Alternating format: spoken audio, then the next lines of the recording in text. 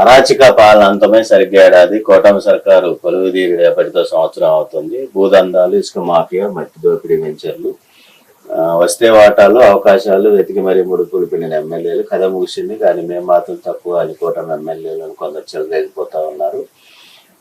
నాటి వైసీపీ ఎమ్మెల్యేలు దందాలను తలపిస్తున్నారు. కొన్ని చోట్ల వైసీపీ నేతల్ని భాగస్వాములుగా చేసుకుని వసూళ్లు కొనసాగిస్తున్నారు. నియోజకవర్గాలకు, బంధుమిత్రులకు, కుటుంబ సభ్యులకు అప్పగించేశారు. ఏడాదిలోనే ఆయా శాసనసభ్యులు వ్యతిరేకత మూటగట్టుకున్నారు. పరిస్థితి మారకపోతే వారికే కష్టమని కూటమి ప్రభుత్వానికి కష్టమని విశ్లేషకులు హెచ్చరిస్తూ ఉన్నారు.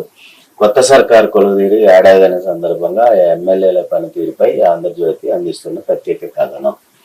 ఇక్కడ మనం చూసుకున్నట్టయితే ఇందులో ఆంధ్రజ్యోతి కూటమి ప్రభుత్వానికి సంబంధించిన అంశంలో ప్రధానంగా గత ప్రభుత్వంలో, వైసీపీ ప్రభుత్వంలో ఆ నలుగురు అని కానీ, దుష్ట చతుష్టయం అని కానీ, వైసీపీ ప్రధానమైన ఆరోపణలు, విమర్శలు, అదేవిధంగా పెద్ద స్థాయిలో అంటే తెలుగుదేశం పార్టీతో సమానంగా, అదేవిధంగా ముఖ్యమంత్రి చంద్రబాబు నాయుడు, లోకేష్, పవన్ కళ్యాణ్ తో సమానంగా ఆంధ్రజ్యోతి గాని, టీవీ5 గాని, ఏబిఎన్ సంబంధించిన టీం మీద గాని, వీళ్ళ మీద తీవ్రమైన, ఈనాడు మీద గాని అదే స్థాయిలో విమర్శలు గుప్పించేవాళ్ళు వైసీపీ నుంచి.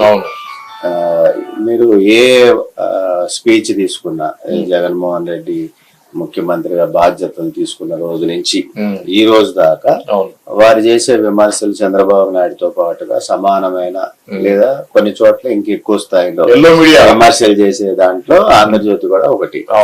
అంటే దీంట్లో అర్థం ఏంటి? మనకి కూటమి ప్రభుత్వం ఆంధ్రప్రదేశ్ లో రావడానికి ప్రధాన భూమిక వహించే దాంట్లో ఆంధ్రజ్యోతి కూడా యాజమాన్యం కూడా ఒకటిగా భావించుకోవాలి.